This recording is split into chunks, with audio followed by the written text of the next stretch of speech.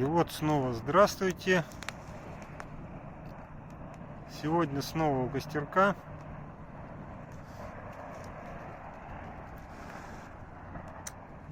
В общем, мне как-то не очень удавалось, скажем так. Пару дней назад начал записывать, и оказалось, что на ускоренной стояла.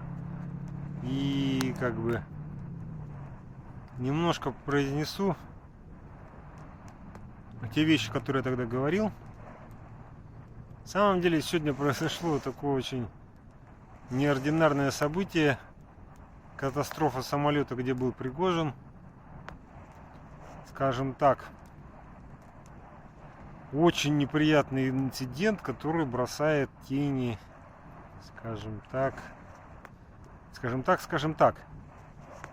В общем, он очень большие тени бросает на все-таки российское государство и российские спецслужбы, потому что, как сказать-то,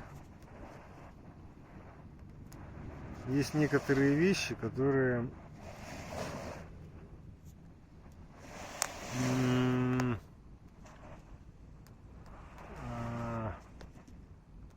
государство, по идее, не должно делать. То есть, например, убийство людей.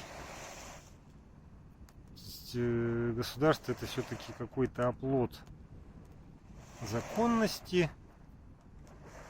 Там 3 ветви власти, и поэтому они как-то должны работать, и никаких убийств спецслужбами не должно быть. Ладно, я пока сделаем перерыв.